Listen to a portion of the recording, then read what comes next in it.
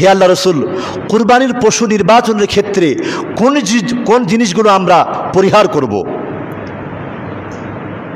জবাবে আল্লাহ রসুল সাল্লাল্লাহু আলাইহি ওয়াসাল্লাম ফাআশারা বিয়াদিহি ফাকালা আরবা'a, জবাবে আল্লাহ রসুল সাল্লাল্লাহু আলাইহি ওয়াসাল্লাম নিজের হাতের 4টি আঙ্গুল এভাবে ইশারা দিয়ে বললেন, 4টা জিনিস কুরবানির পশু নির্বাচনের ক্ষেত্রে 4টি জিনিসকে তোমরা পরিহার করবে। একটি হলো আল আরজাউল বাইয়িনু যারউহা, 1 নম্বরই হলো যে প্রাণী খোড়া এবং যার খোড়ামি স্পষ্ট, এই পশুগুলো কুরবানির ক্ষেত্রে অনুপযুক্ত। নাম্বার 2 হলো ওয়াল আওরাউল বাইয়িনু আওরুহা, 2 নম্বরই হলো কানা অন্ধ এবং যেই অন্ধ প্রাণীর অন্ধত্ব স্পষ্ট, দূর থেকে দেখলেই বোঝা যায় যে প্রাণীটা কি কানা বা অন্ধ, তাহলে এই পশু দিয়ে কুরবানি আদায় করা যাবে না। 3 নম্বরে হলো ওয়াল মারিদাতুল বাইয়িনু মারুদিহা, 3 নম্বরে হলো অসুস্থ প্রাণী এবং যার অসুস্থতা একেবারেই সুস্পষ্ট, ধাক্কা মারলেই পড়ে যায়। 4 নম্বরে হলো ওয়াল আজফাউল্লাতী লা তানফি, 4 নম্বরে হলো এমন জীর্ণ শীর্ণ দুর্বল প্রাণী যার গায়ে একেবারে কি গোস্তই দৃশ্যমান নয়, এরকম প্রাণী কুরবানির ক্ষেত্রে কি করতে হবে? পরিত্যাগ করতে হবে।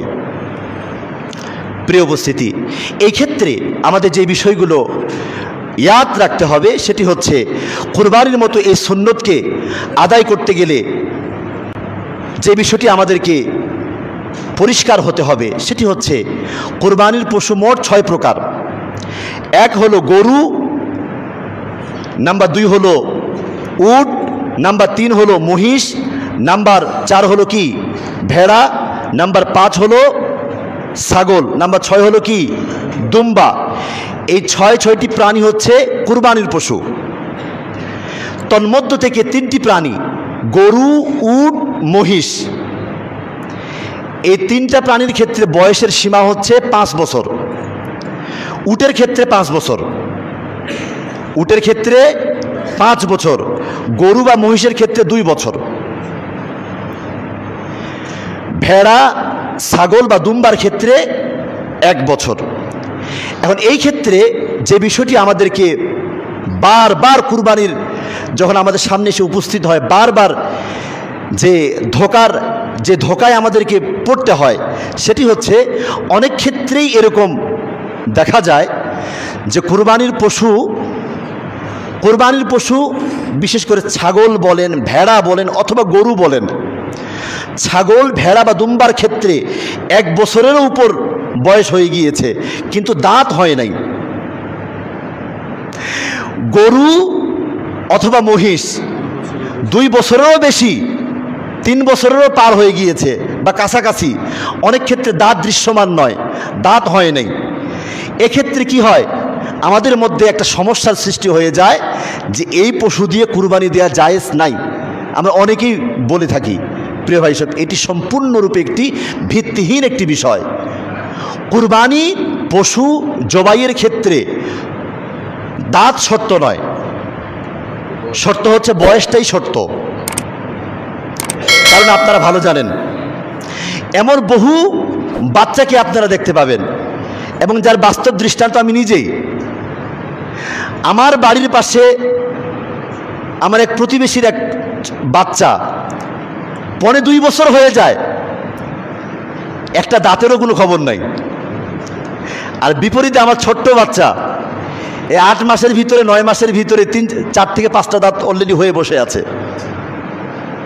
প্রিয় ভাই সব, তো এই দাঁত হওয়ার বিষয়টা সব ক্ষেত্রেই এটা বয়সের উপর ভিত্তি করেই যে হয় এমনটি কিন্তু নয়।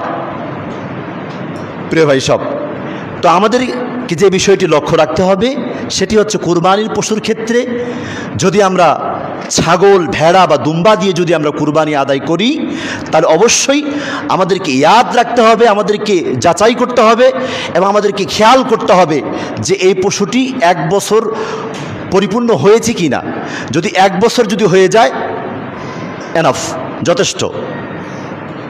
একই ক্ষেত্রে গরুর ক্ষেত্রেও যদি কি হয়ে যায়, যদি 2 বছর হয়ে যায়, দ্যাটস এনাফ, যথেষ্ট। এই ক্ষেত্রে দাঁত হওয়াটা শর্ত নয়। এই বিষয়গুলো আমাদের লক্ষ্য রাখতে হবে। পাশাপাশি পশু নির্বাচনের ক্ষেত্রে যে বিষয়গুলো আমরা আরও সুন্দরভাবে লক্ষ্য রাখতে পারি সেটি হলো অবশ্যই আমরা আমাদের কুরবানির এই পশুগুলো হাট থেকে বাজার থেকে নেয়ার আগেই পারতপক্ষে আমরা চেষ্টা করব কৃষকদের বাড়িতে গিয়ে যারা পশু আবাদ করে, পশু পালন করে, তাদের থেকেই তথ্যগুলো জেনে সত্যি এই ছাগলের বয়স কত, এই গরুর বয়স কত, এগুলো জেনে যদি আমরা কুরবানিটি যদি আমরা আদায় করতে পারি আলহামদুলিল্লাহ, তাহলে আমাদের এই সুন্নত কি হয়ে যায়, আদায় হয়ে যাবে। প্রিয় ভাই সব, এরপরে হচ্ছে 3 নম্বরে হলো কুরবানির ক্ষেত্রে শরীক নির্বাচন আরেকটি গুরুত্বপূর্ণ একটি বিষয়। কারণ আমি একটি কথা বারবার বলি, আপনি আপনার বহুতলা বিল্ডিংটা যখন আপনি নির্মাণ করবেন, নির্মাণের আগে কোন রোড দিয়ে আপনার এই বাড়ি তৈরি করলে পরে আপনার এই বাড়ি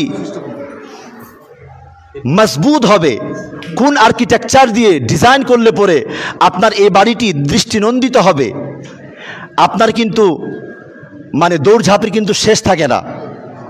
প্রিয় ভাই সব, আর কুরবানির মতো গুরুত্বপূর্ণ একটি ইবাদত আদায় করার ক্ষেত্রে শুধুমাত্র আমাদের উদাসীনতা, এক্ষেত্রে আমরা বেমালুম ভুলে যাই যার সাথে আমরা কুরবানি আদায় করছি তিনি সুদখোর কিনা, ঘুষখোর কিনা, অনৈতিক পন্থায় অর্থ উপার্জনকারী কিনা, এগুলো আমরা তালাশ করার আমরা প্রয়োজন মনে করি না।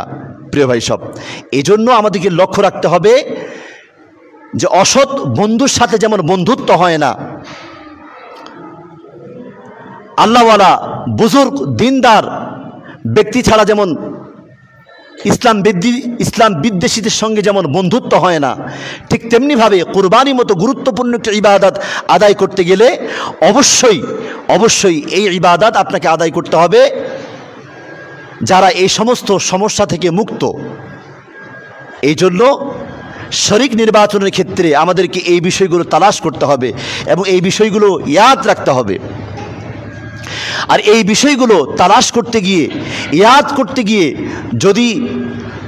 যদি সমস্যায় জর্জরিত হতে হয়, সমস্যায় আপনাকে যদি পড়তে হয়, তাহলে 7 শরীকে কুরবানি আদায় করার চাইতে ইনফিরাদি একক অবস্থায় যদি আপনি একটা বকরি দিয়ে যদি আদায় করেন তাহলে এটাই সুন্নত।